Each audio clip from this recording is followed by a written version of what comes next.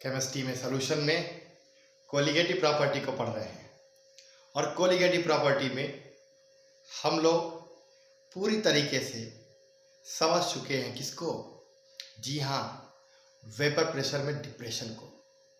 और vapour pressure में depression को समझने के बाद उस पर राउल्ट्स लॉ को अप्लाई किया गया, न्यूमेरिकल्स लगाए गए। जी हाँ, और राउल्ट्स लॉ एप्लीकेबल कब होता है? जब सोल्यूशन रियल होता है कि आइडियल। ये भी देखा गया कि आइडियल कंडीशन होता है। आइडियल सोल्यूशन और रियल सोल्यूशन क्या होते हैं, ये भी चीजें क्लियर हो चुकी हैं। तो अब हम क्या पढ़ने वाले हैं? जी हाँ, कोलिगेटिव प्रॉपर्टी चूंकि 4 है, जी हमें 4 पढ़ने हैं। कौन कौन सा? First, depression in vapour pressure. Second, elevation in boiling point. जी हाँ। और third, depression in freezing point. जी हाँ। और लास्ट फोर्थ कौन सा? Osmotic pressure. जी हाँ, छोटा टॉपिक है ये, elevation in boiling point. Okay जी, एलिवेशन इन बॉइलिंग पॉइंट यानी क्वथनांक उन्नयन। जी हाँ, ये बॉइलिंग पॉइंट क्या होता है ये मैं पहले समझा चुका हूं। और अगर आपको नहीं पता बॉइलिंग पॉइंट क्या होता है तो कोलिगेटिव फर्स्ट का लेक्चर देखिए। जी हाँ, कोलिगेटिव प्रॉपर्टी फर्स्ट का लेक्चर देखें, उसमें बॉइलिंग पॉइंट क्लियर किया गया है। जी हाँ, वो टेम्परेचर होता है किसी भी लिक्विड का जिस पर वो उसका वेपर प्रेशर एटमॉस्फेरिक प्रेशर के बराबर हो जाता है। जिस टेम्परेचर पे लिक्विड का वेपर प्रेशर एटमॉस्फेरिक प्रेशर के बराबर हो जाता है वो टेम्परेचर क्या कहलाता है? Boiling point. और किसी लिक्विड का जो बॉइलिंग पॉइंट है वो उसके नेचर पे डिपेंड करता है। जी हाँ, जिसका वेपर प्रेशर जितना ही कम होगा उसको उतना ही ज्यादा हीट देना पड़ेगा बॉयल करने के लिए, क्योंकि उतना ही ज्यादा हीट देना पड़ेगा उसके वेपर प्रेशर को एटमॉस्फेरिक प्रेशर तक पहुंचाने के लिए। जी हाँ, अगर वेपर प्रेशर कम हो गया तो बॉइलिंग पॉइंट ज्यादा होगा। जी हाँ, और बॉइलिंग पॉइंट किसका ज्यादा होगा? इसका वेपर प्रेशर कम। और वेपर प्रेशर किसका कम होगा? जिनके मॉलिक्यूल के बीच इंटरमॉलिक्यूलर फोर्सेस ज्यादा काम करेंगे। जी हाँ, यानी वेपर प्रेशर रेसिप्रोकल था किसके? इंटरमॉलिक्यूलर फोर्सेस के। जिन लिक्विड में इंटरमॉलिक्यूलर फोर्स जी हाँ ज्यादा काम करता था, वेपर कम बनता था, उसका वेपर प्रेशर कम होगा लेकिन उसका बॉइलिंग पॉइंट उतना ही ज्यादा होगा। जी हाँ, यानी इंटरमॉलिक्यूलर फोर्सेस के बॉइलिंग पॉइंट क्या होगा? प्रोपोर्शन में होगा, नेचर पे डिपेंड करता है। जी हाँ, और जिनके बीच इंटरमॉलिक्यूलर फोर्स ज्यादा काम किया उनका वेपर प्रेशर कम और उनका बॉइलिंग पॉइंट ज्यादा। यानी जहां वेपर प्रेशर डिक्रीज होगा जी वहां पर बॉइलिंग पॉइंट इंक्रीज हो जाएगा। इसलिए तो पढ़ा गया क्या? डिप्रेशन की फ्रीजिंग पॉइंट और वेपर प्रेशर डिप्रेस हो रहा है। जी हाँ, तो बॉइलिंग पॉइंट क्या हो रहा है? एलिवेट हो रहा है। बात समझ में आ रही है? जी क्लियर है? तो हम लोग क्या पढ़ने वाले हैं? Elevation boiling point. Boiling point clear है? नहीं क्लियर है तो आप कोलिगेटिव प्रॉपर्टी फर्स्ट का लेक्चर देखिए, उसमें पूरी तरह क्लियर किया गया है। और फिर यहाँ पे एक लाइन में आपको समझा दूं, जिस टेम्परेचर पर किसी लिक्विड का वेपर प्रेशर एटमॉस्फेरिक प्रेशर के इक्वल हो जाता है वो टेम्परेचर क्या कहलाता है? Boiling point. जी हाँ, समझ आ रहा है? नहीं आ रहा? तो कह सकते क्या? The temperature at which vapour pressure of pure solvent is just equal to atmospheric pressure is known as boiling point. The temperature is known as boiling point of solvent.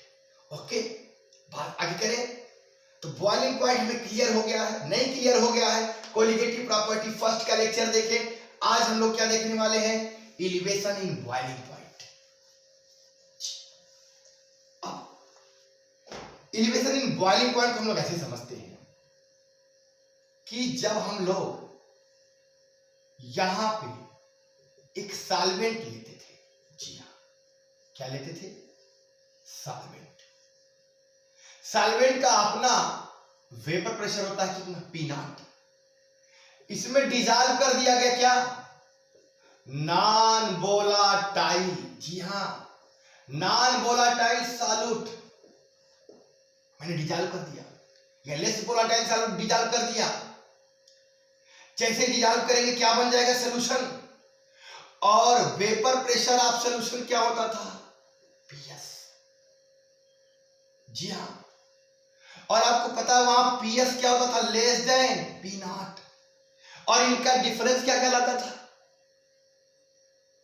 जी हां, depression in vapour pressure. Vapour pressure अगर घटा तो boiling point बढ़ा। तो मैं solvent का boiling point क्या कह लूं, TV।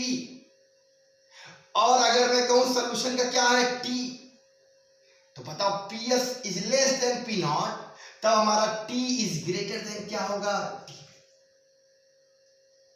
बात समझ रहे क्लियर है, क्लियर है। या मैं करूं इसका T0 है तो T is less than T0।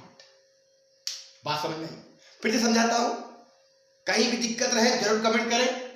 जी हां, प्योर सॉल्वेंट का अपना वेपर प्रेशर कितना है, P0, और उसका बॉइलिंग पॉइंट कितना है, T0 है।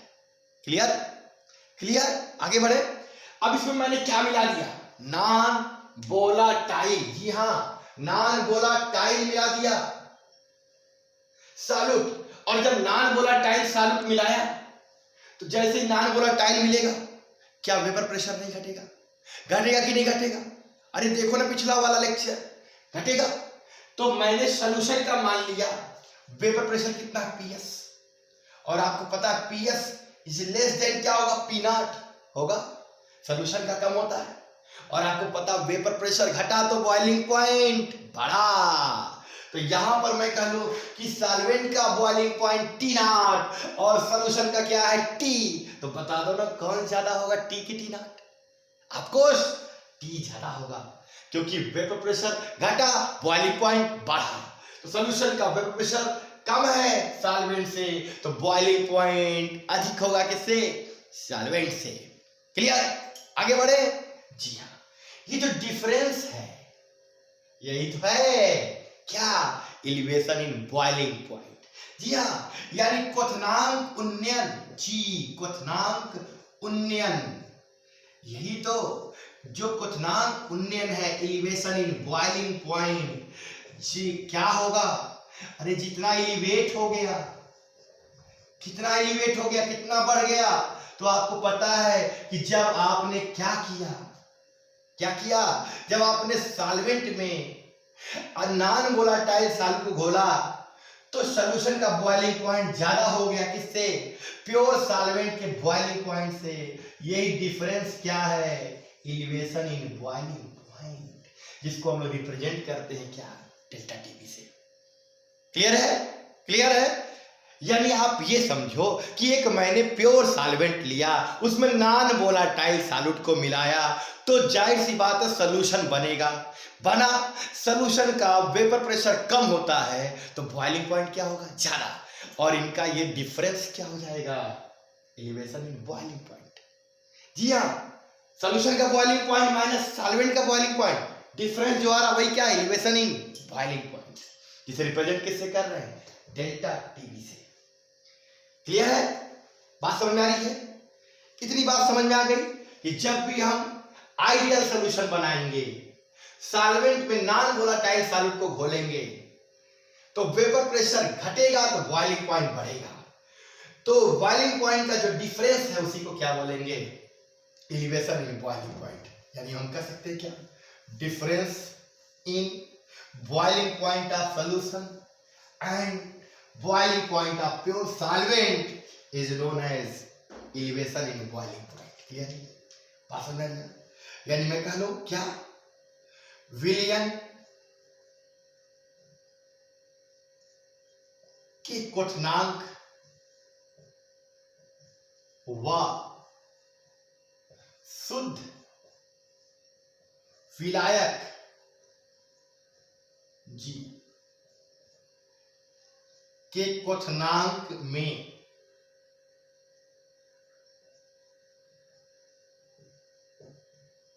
उत्पन्न अंतर को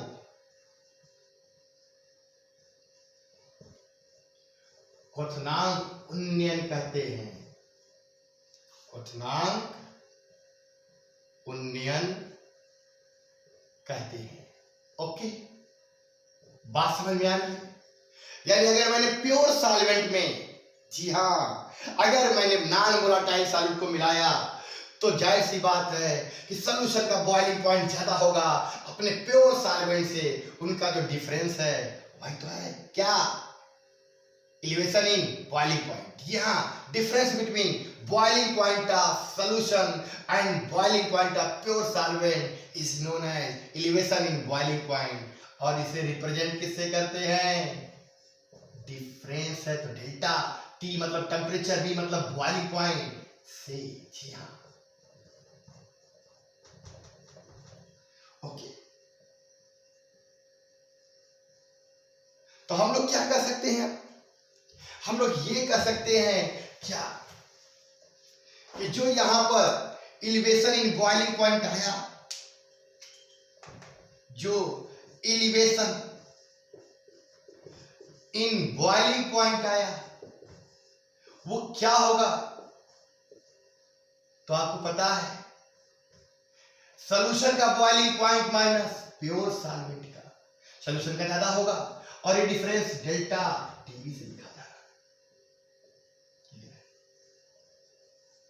अब क्या ये कोलिगेटिव प्रॉपर्टी है? हाँ, कोलिगेटिव प्रॉपर्टी है, क्योंकि अगर हम सॉल्वेंट का अमाउंट फिक्स रखें और सॉल्यूट के अमाउंट को बदले तो ये बदल जाएगा, या हम सॉल्यूट के अमाउंट को फिक्स रखें सॉल्वेंट के अमाउंट को बदले तो भी बदल जाएगा। जी हाँ, यानी कह सकते हैं क्या कि अमाउंट पे डिपेंड कर रहा है। जी हाँ, number of molecule of solute पे डिपेंड करेगी ये प्रॉपर्टी, इसलिए क्या है, कोलिगेटिव प्रॉपर्टी। क्लियर? तो अब देखते हैं क्या अमाउंट के सॉल्यूट के रिस्पेक्ट में सॉल्वेंट के, अगर मैं प्योर सॉल्वेंट का अमाउंट ले लूं फिक्स, उसमें सॉल्यूट का अमाउंट को अगर मैं बढ़ाऊं तो ये प्रॉपर्टी बदल जाएगी, घटाऊं तो भी बदल जाएगी। इसका मतलब दोनों के अमाउंट पर डिपेंड कर रहा है। सीधे सीधे मैं कह सकता हूं कि सॉल्यूशन के मोलरिटी पे डिपेंड कर रहा है। जी हाँ, क्योंकि मोलरिटी भी दे होती है, पर किलोग्राम सॉल्वेंट में number of mole of solute ही तो मोलरिटी है। दोनों का अमाउंट आ गया कि नहीं आ गया? जी हाँ, क्लियर है? तो ये जो आपका एलिवेशन इन बॉइलिंग पॉइंट आया, जो एलिवेशन इन बॉइलिंग पॉइंट आया, ये तो जाहिर सी बात है दोनों के अमाउंट पे डिपेंड कर रहा है। जी हाँ, तो यहां मैं लिख रहा हूं क्या, रिलेशन इन डेल्टा टीवी। जी, डेल्टा क्या, डिफरेंस, टी मतलब टेम्परेचर और बॉइलिंग पॉइंट में किसके किसके, प्योर सॉल्वेंट और सॉल्यूशन के। जी हाँ, किसका ज्यादा होता है? अरे सॉल्वेंट में नॉन वोलेटाइल मिलाया हो तो सॉल्यूशन का ज्यादा होगा। एंड मोलरिटी, जी हाँ, मोलरिटी किसकी होती है? अरे कंसंट्रेशन है भाई, तो किसका होता है भाई? सॉल्यूशन का। इतनी बातें तो क्लियर होनी चाहिए। तो relation in delta TV and molarity of solution. Okay, next आगे बढ़ते हैं। जी हाँ, लाइक करो। डेल्टा टीवी, आपको पता है अगर हम अमाउंट सॉल्वेंट का फिक्स कर दें, सॉल्यूट का मिलाएं, तो जाहिर सी बात है वेपर प्रेशर घटता चला जाएगा, बॉइलिंग पॉइंट बढ़ता चला जाएगा। तो ये डिफरेंस किसके प्रोपोर्शन में होगा? जी हाँ, number of mole of solute in fix amount of solvent, और यही तो मोलरिटी है। अगर 1 किलोग्राम में हो जाए तो यही मोलरिटी हो जाएगी। तो मैं डायरेक्ट कह सकता हूं क्या कि delta TV is directly proportional to molarity of solution. जी हाँ, सॉल्यूशन के मोलरिटी के डायरेक्टली प्रोपोर्शन में होता है कौन? Elevation in boiling point. Okay, और मोलरिटी को लिखते किससे भाई? बोलो, स्मॉल एम, है ना। Delta T B is directly proportional to small M. और आपको पता है इतनी बात कि प्रोपोर्शन का साइन हटाते हैं तो क्या आता भाई?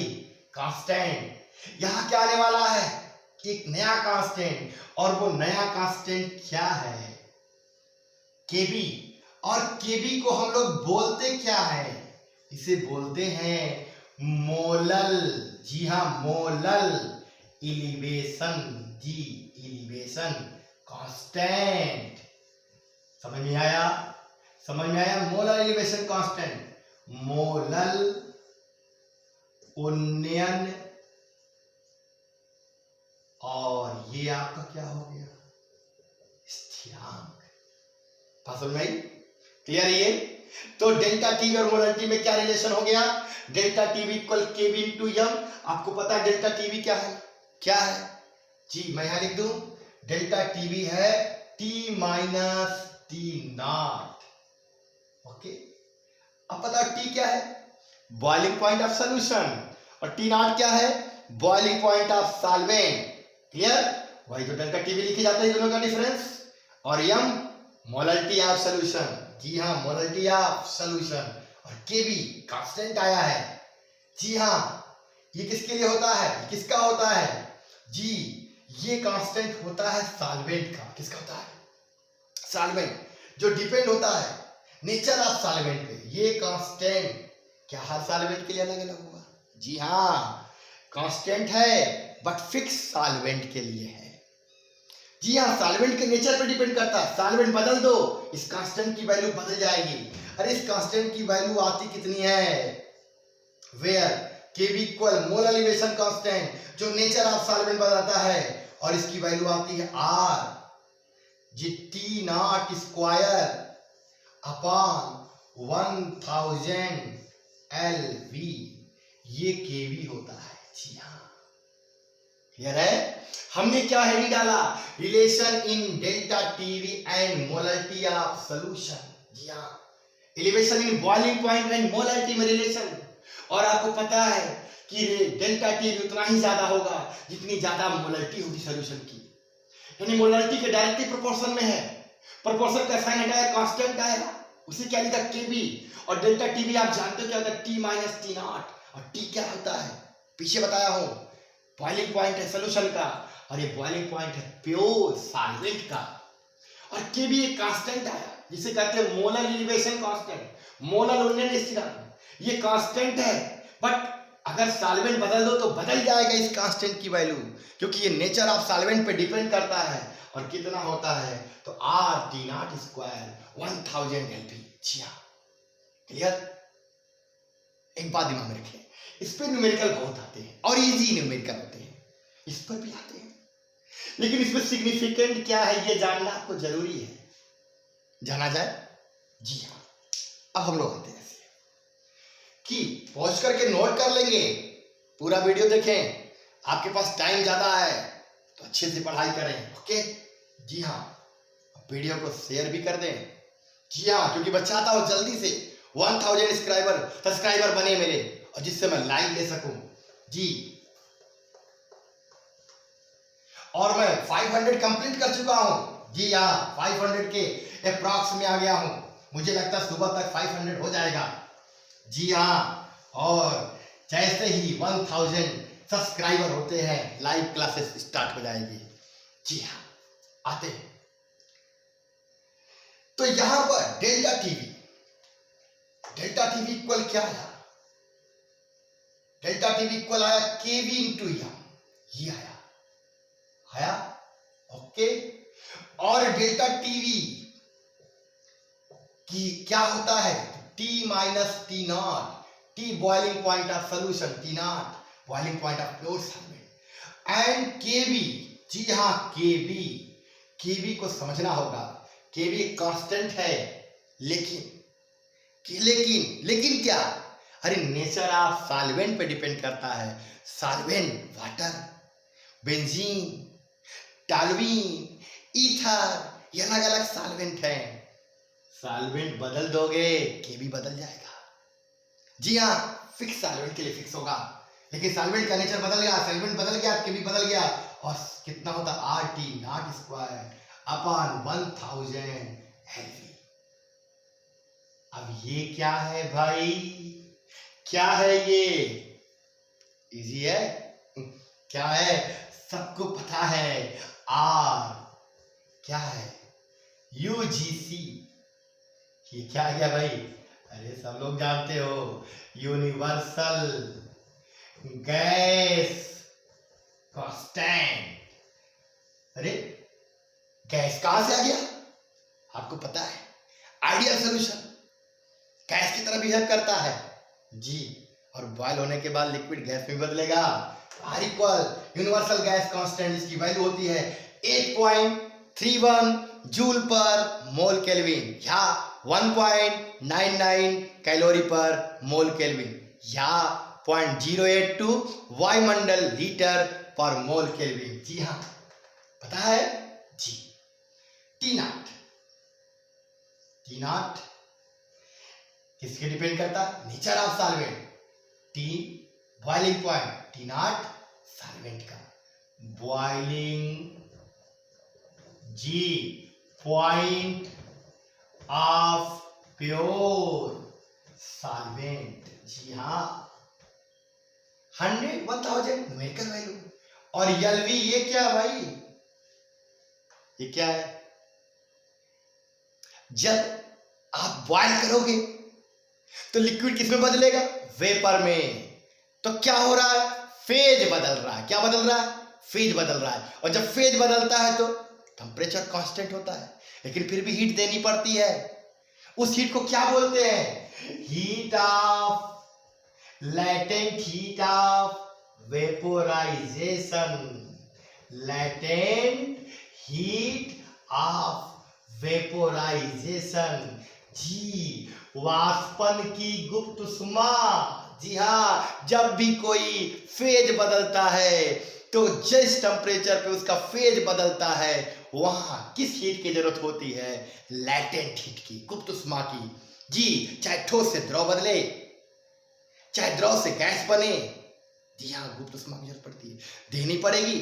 और जब गैस से द्रव बनेगा तो उसमें से निकलेगी, और जब द्रव से ठोस बनेगा तो भी निकलेगी, लेकिन गुप्त उष्मा के बराबर उष्मा की आवश्यकता होगी। किसके में? फेज बदलने में। बात समझ में आ रही है?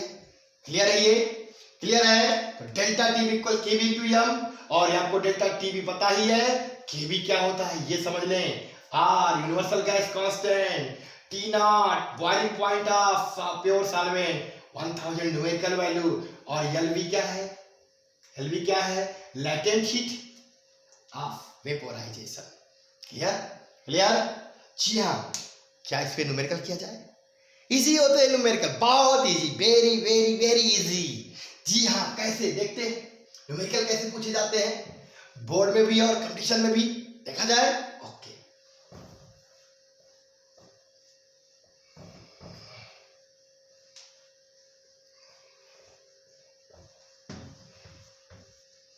कम संसाधनों में वीडियो बना रहा हूं, देखो लो, ठीक है ना, क्योंकि कुछ भी लॉकडाउन में मिलने वाला है नहीं, और लेकिन पढ़ो ऐसा कि जी बोर्ड भी क्लियर हो, कंपटीशन भी क्लियर हो। जी हाँ, और कॉन्सेप्ट क्लियर तो सारे exam clear. Okay, question number first लेता हूं। क्वेश्चन नंबर फर्स्ट मैं लिख रहा हूं कि 100 ग्राम, ठीक है, वाटर में कितना gram sugar, sugar ideal solution बनेगा, डिजॉल्व करें, शुगर डिजॉल्व करें, ठीक है, कि boiling point of solution, boiling point of solution 100 0.5 degree centigrade reach कर जाए। How many amount of sugar dissolve in 100 gram water that boiling point of solution reach to 100.5 degree centigrade. Okay, where जी ये value given रहेगी या फिर find करना रहेगा क्या? केबी। केबी क्या होता है? केबी क्या होता है? Molar elevation constant. Molar elevation constant. Okay जी हाँ, और इसकी वैल्यू है 0.5। यूनिट क्या होगी भाई? यूनिट क्या होगी? अरे देख लो, मुझे तो पता है, यूनिट समझते हैं। डेल्टा टीवी इक्वल क्या था? केवी इंटू यम, और ये डिफरेंस है तो केल्विन में हो या डिग्री में हो इक्वल होता है डिफरेंस, तो डिग्री सेंटीग्रेड। और ये मोलर टी, तो यहां पर जो आने वाला है केवी का यूनिट डिग्री सेंटीग्रेड पर molar T. Okay okay, degree centigrade पर मोलर टी। जी हाँ, ये इसकी यूनिट हो गई। ओके, डेल्टा टीवी इक्वल केवी इंटू यम, ये होता है डिग्री सेंटीग्रेड में। मोलर टी है केवी की यूनिट डिग्री सेंटीग्रेड पर मोलर टी। ये हमारा क्वेश्चन हो गया। क्या क्वेश्चन है? How many amount of sugar dissolved in 100 gram water, then boiling point of solution is to 100.5 degree centigrade, where K equal 0.5 degree centigrade per molar T. Okay, काम करें। Easy easy, देखो कितना कितना easy, कितना easy है। अरे हमें पता है कि जब वाटर होता तो प्योर सॉल्वेंट होता, और वाटर का बॉइलिंग पॉइंट कितना होता भाई बता दो तो जरा। जी हाँ, नॉर्मल केस में बात हो रही है 100 डिग्री सेंटीग्रेड, और वाटर में क्या घोल दिया? शुगर। क्या? शुगर। तो बोलो बॉइलिंग पॉइंट रीच किया कितना? 100.5। डिफरेंस कितना? अरे वाटर का 100 होता है, रीच कर गया 100.5, डिफरेंस कितना? 0.5। जी हाँ, तो यहां पर हमें पता है elevation in boiling point equal T minus T not, और टी कितना? 100.5 डिग्री सेंटीग्रेड, और वाटर का 100 डिग्री सेंटीग्रेड, डेल्टा टीवी हो गया 0.5 degree centigrade. Okay okay, easy है। हाँ, और केवी गिवन है, लेकिन क्या पूछ रहा है? अमाउंट। और हमें पता क्या है? डेल्टा टीवी इक्वल केवी इंटू एम। केवी पता, एम मोलरिटी। मोलरिटी तो नहीं दी मैंने। अरे मोलरिटी नहीं गिवन है। मोलरिटी होती क्या है? मोलरिटी नहीं जानते? नहीं जानते? नहीं जानते तो कंसंट्रेशन देखो भाई। जी हाँ, मोलरिटी क्लियर करने के लिए कंसंट्रेशन टॉपिक देखो। मोलरिटी एकदम ऐसे आनी है। जी हाँ, मक्खन की तरह आएगी मोलरिटी। मोलरिटी को क्लियर किया गया वहां पे। क्या होती molarity? Number of mole of solute upon amount of solvent. और अगर ये ग्राम में है तो होना चाहिए किलोग्राम में, ग्राम में है तो किलोग्राम में चेंज करने के लिए 1000 से डिवाइड, ऊपर जाके हो जाएगा मल्टीप्लाई।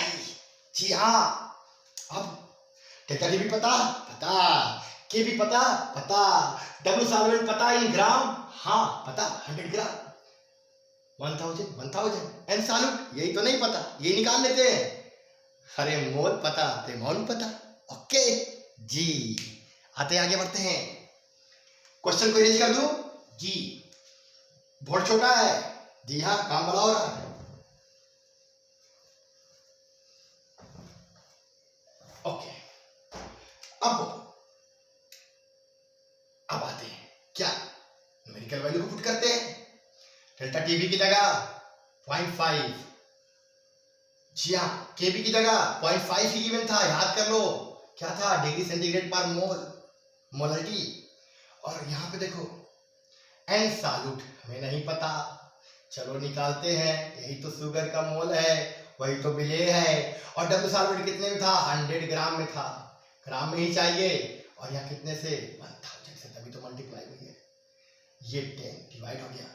मोल ऑफ सॉल्यूट यानी मोल ऑफ शुगर, तो ये आपका 0.5 से 0.5 कैंसिल, यहाँ 1 वहां 10, 1 अपान 10 यानी कितना 0.1 और ये आपका मोल ऑफ सॉल्यूट है। तो जरा बताओ अमाउंट ऑफ सॉल्यूट क्या होगा?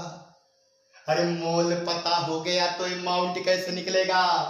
अरे मोल में किससे मल्टीप्लाई करते हैं भाई, जल्दी बताओ। मॉलिक्यूलर वेट से। तो 0.1 मॉलिक्यूलर वेट किसका? सॉल्यूट का। सॉल्यूट कौन था? शुगर। ओहो बात फंस गई। शुगर का मॉलिक्यूलर वेट कैसे निकाले?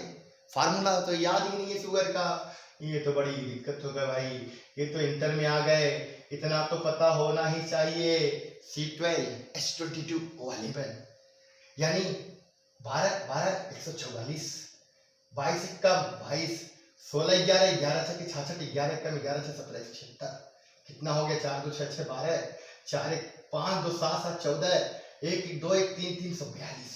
अरे कितना मिलाया? 34.2 ग्राम। ये तो शुगर का क्या है? Molecular weight. समझ में बात आई? समझ बात आई? डेल्टा टीवी इक्वल केबी इंटू एम।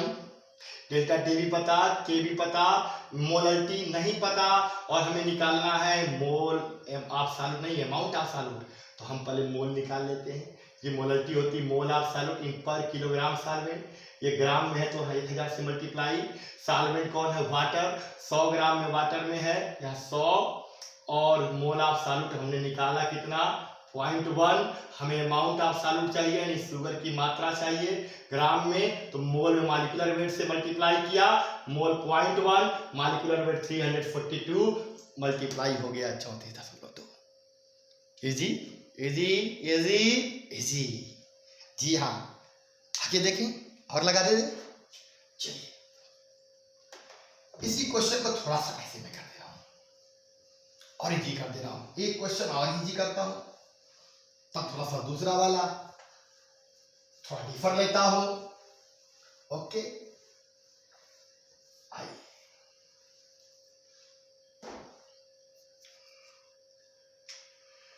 क्वेश्चन, इसी क्वेश्चन को वैसे देता हूं।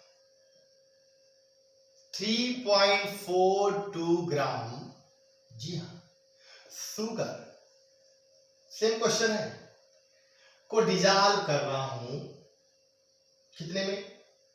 50 ग्राम वाटर में।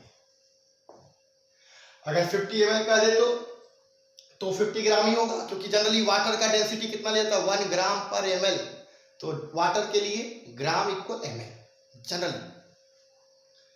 तो 3.42 ग्राम शुगर को डिजॉल्व किया 50 ग्राम वाटर में।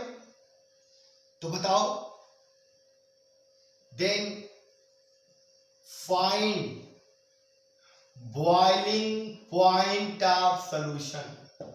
बॉइलिंग पॉइंट ऑफ सॉल्यूशन, जी हाँ।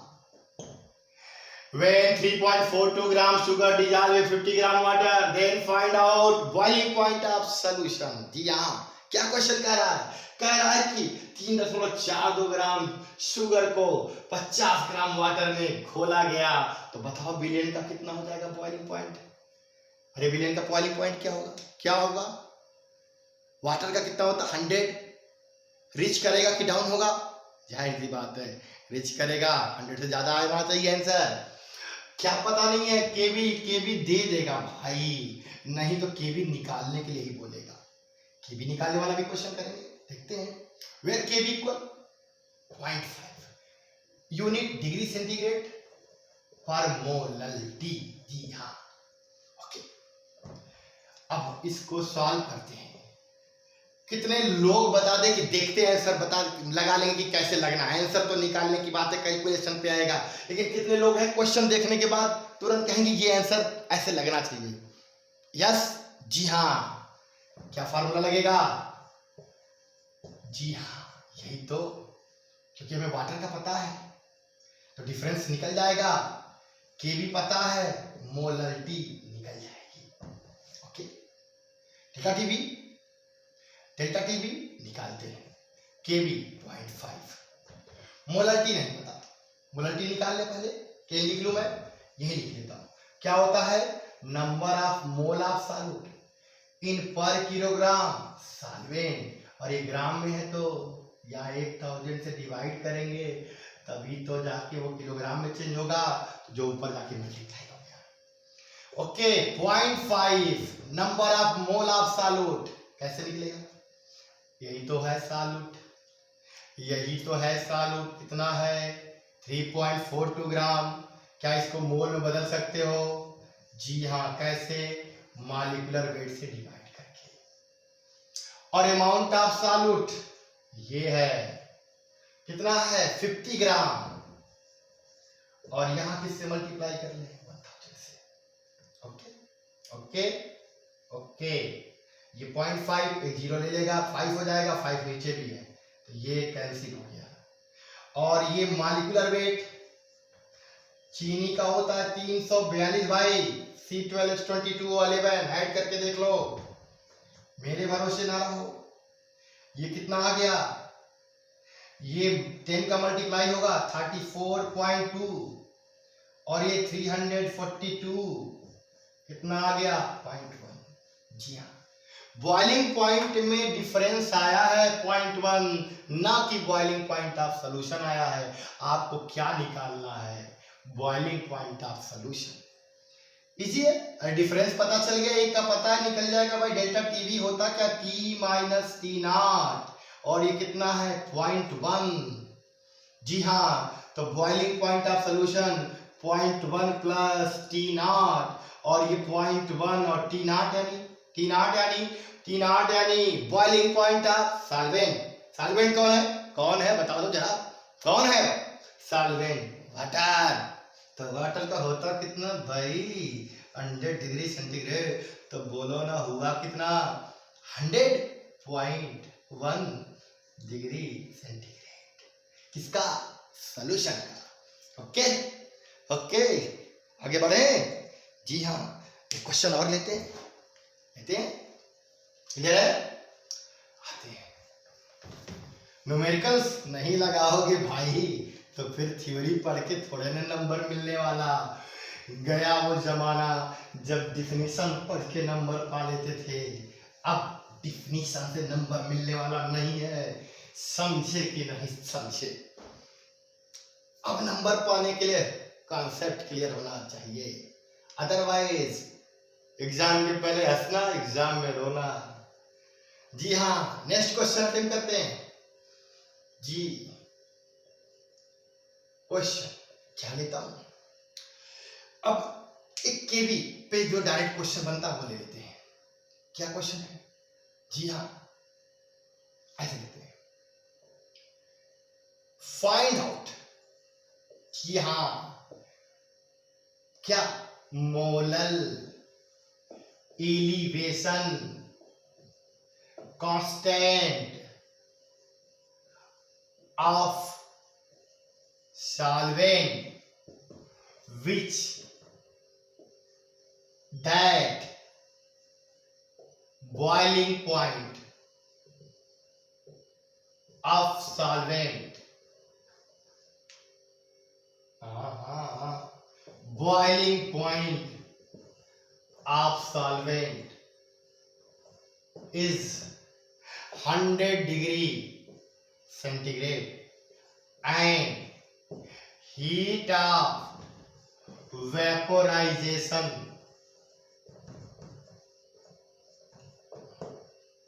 of solvent is 80 कैलोरी पर ग्राम। जी हाँ, क्या मैंने कर दिया? क्या मैंने दिया भाई? क्या क्या आपको प्राप्त करना है बता दो जरा। तो मोलर एलिवेशन कांस्टेंट प्राप्त करना भाई। मोलर उन्नयन स्थिरांक क्या होता है? केवी। किसका? सॉल्वेंट का होता है, वो सही सी बात है। जिसका बॉइलिंग पॉइंट, जी हाँ बॉइलिंग पॉइंट है, थोड़ा भाई फारसी लिख दिया। Boiling point of solvent is 100 degree centigrade. उस सॉल्वेंट का मोलर एलिवेशन कांस्टेंट प्राप्त करना है जिसका बॉइलिंग पॉइंट कितना? 100 डिग्री सेंटीग्रेड। और हीट ऑफ वेपराइजेशन कितना भाई? हाँ, जब वो वाष्प बनेगा कितना हीट देना पड़ेगा? बॉइलिंग पॉइंट पर 1 ग्राम के लिए 80 कैलोरी। बात समझ में आई? आई देखते हैं। ओके, डेटा सही है? जो भी होगा उसके हिसाब से आंसर ले लेंगे। थीटा जो दिया रहेगा उसके हिसाब से आंसर लिया जाएगा। सॉल्यूशन हमें क्या निकालना है, केबी, और बॉइलिंग पॉइंट दे दिया है और हीट ऑफ वेपराइजेशन दे दिया है। तो फार्मूला तो यही लगाएंगे भाई, KB equal R T not square upon 1000 LV. Okay, ये तो लगाएंगे। आर का पता है वैल्यू, टी नॉट पता है, जी हाँ, एलवी पता है।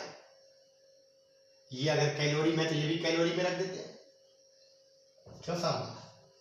1.99 और टी नॉट की वैल्यू 100 डिग्री सेंटीग्रेड, 1000 और एलवी की वैल्यू ये भी कैलोरी में है 80।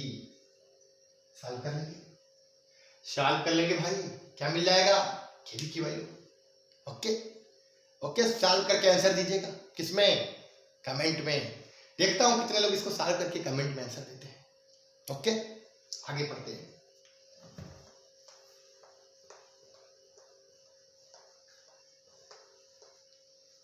जी मुझे आंसर नहीं पता, आपको सॉल्यूशन करके इसका आंसर कमेंट बॉक्स में लिखना है और इससे पता चल जाएगा कितने लोग पूरा वीडियो वॉच कर रहे हो। जी हाँ, नेक्स्ट क्वेश्चन जी, एक थोड़ा सा अलग तरीके का है, कुछ भी अलग नहीं है। Ab2 सॉल्वेंट को वाटर में डिजॉल्व किया तो boiling point of solution reach कर गया।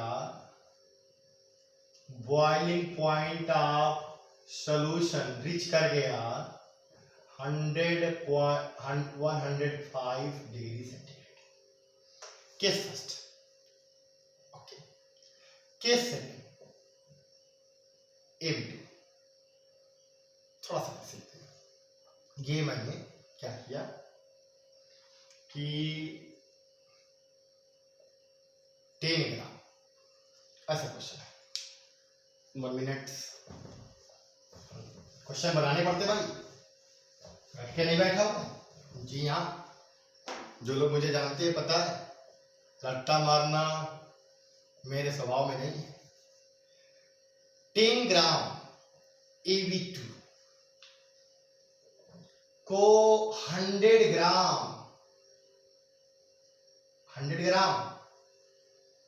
वाटर में डिजॉल्व किया तो boiling point of solution reach कर गया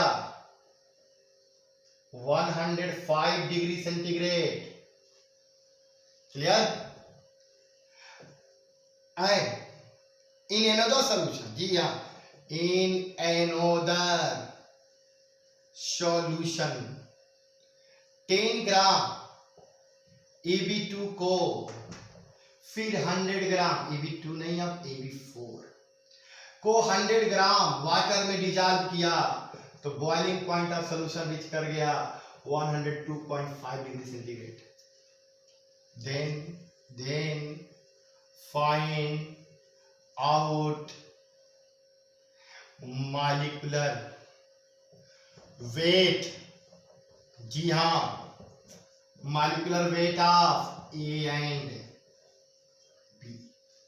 जी हाँ, क्वेश्चन कुछ नहीं है, बस क्वेश्चन थोड़ा सा समझना है, कुछ नहीं है। 2 केसेस हैं। एक केस में एक सॉल्यूशन है जिसमें हमने 100 ग्राम में मिलाया है Ab2, कोई सॉल्वेंट है, कोई सॉल्वेंट नहीं, कोई सॉल्यूट है Ab2। 100 ग्राम में Ab2 के 10 ग्राम को मिलाया तो बॉइलिंग पॉइंट कितना रीच कर गया 105 डिग्री सेंटीग्रेड। होता कितना वाटर का? बोलो भाई, वाटर कितना होता है?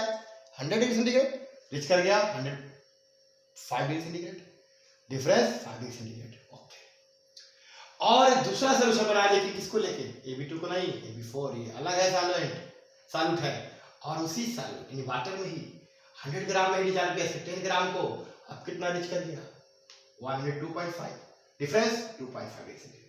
ओके, तो A और B का अलग अलग मॉलिक्यूलर वेट बताना है। आते हैं भाई, आते हैं क्वेश्चन पहले लेते हैं। पहले वाले में क्या लेंगे, डेल्टा टीवी इक्वल केवी इंटू एम, ये तो है फॉर्मूला। पहले वाले बताओ डेल्टा टीवी कितना होगा, तो वाटर का होता है 100 और सोल्यूशन का रिच कर गया है 105, तो डिफरेंस ये ऐसे मैंने लिख लिया, केबी की जगह केबी और यम, केबी की वैल्यू 0.5 डिग्री सेंटीग्रेड पर मोलरिटी, यही तो होता है वाटर का जनरली, और M M M M molarity, number of mole of solute upon amount of solvent. या यहां पे और लिख लेता हूं, केबी मोल ऑफ सॉल्यूट की जगह amount of solute upon molecular wait, और ये अमाउंट ऑफ सॉल्वेंट अगर ये यहां किलोग्राम में है, अगर ग्राम में है तो 1000 से ऊपर क्या करेंगे, गुणा। Clear clear clear. ये डेल्टा टीवी, ये है boiling point of solution, boiling point of solvent, KB molar elevation constant, water के लिए 0.5 डिग्री सेंटीग्रेड पर मोलरिटी। मोलरिटी क्या होती है, number of mole of solute in per kilogram solvent, mole of solute amount of solute upon molecular weight, मात्रा विलेय की बटे अणुभार, और अमाउंट ऑफ सॉल्वेंट किलोग्राम में, अगर ग्राम में है तो ऊपर 1000 से मल्टीप्लाई, इतना है। जी हाँ, इसी को लगा लेते हैं। ओके जी, आगे बढ़ते हैं। अब क्या था पहले केस में, केस फर्स्ट में AB2 को घोला गया था। जी हाँ, कितना रिच कर गया था, 105 भाई। जी हाँ, और वाटर का 100, केबी 0.5, कितना घोला गया था, 10 ग्राम। मॉलिक्यूलर वेट तो नहीं पता था किसका, AB2 का, तो यही लिख लेता हूं मैं, मॉलिक्यूलर वेट AB2, ये 10 ग्राम, और ये कितने में था, 100 ग्राम में, और यहाँ 1000। जीरो ने जीरो को मार दिया, यहाँ क्या बचा, 5 डिग्री सेंटीग्रेड। 0.5 में 10 का multiply 5 into 10 upon molecular weight of AB2।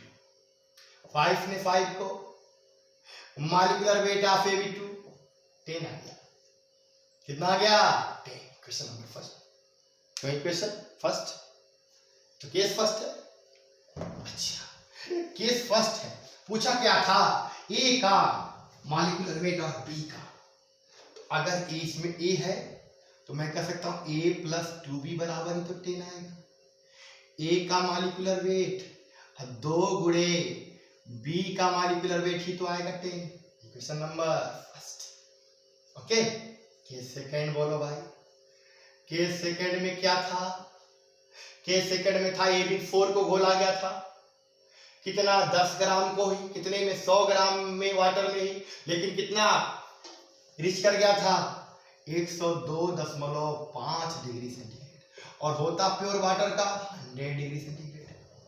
KB water के लिए कितना होगा, 0.5, मोलरिटी वही, जी हाँ, मोल ऑफ सॉल्यूट अपॉन पर किलोग्राम सॉल्वेंट, और मोल कैसे निकलेगा, अमाउंट अपॉन मॉलिक्यूलर वेट किसका, अरे AB4 को बोले हो, कितने में, 100 ग्राम में, तो ग्राम में है तो किससे मल्टीप्लाई, 1000 से, या 2.5 यहाँ यहाँ यहाँ यहाँ, ये जीरो ने जीरो को मार दिया, और ये 5 हो गया इंटू 10 हो गया, और यहाँ upon molecular wait AB4।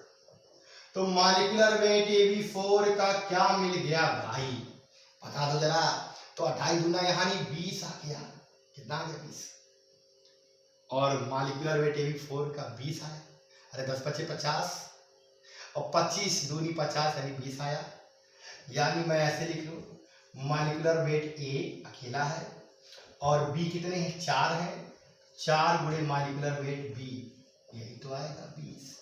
Equation number second. अरे फर्स्ट ये आया, सेकंड ये आया, क्या दोनों को सॉल्व करके MA और MB नहीं निकाल सकते, ए का मॉलिक्यूलर और बी का मॉलिक्यूलर वेट, और ये घटा दो, ये कैंसिल, तो 4 MB में से 2 MB गया, 20 में से 10 गया, 10 MB आ गया 5, और MB की वैल्यू 5 रख दो तो हमें नहीं। इसका आंसर मुझे किसमें चाहिए? कमेंट बॉक्स में। Okay okay bro. इस समय रात के लगभग 12 बज रहे होंगे। जी हाँ, पढ़ते रहो 12 बजे तक, 1 बजे तक। जी हाँ, क्या करना है, लॉकडाउन चल रहा है, कुछ भी मिलने वाला नहीं है। Okay bye, good night.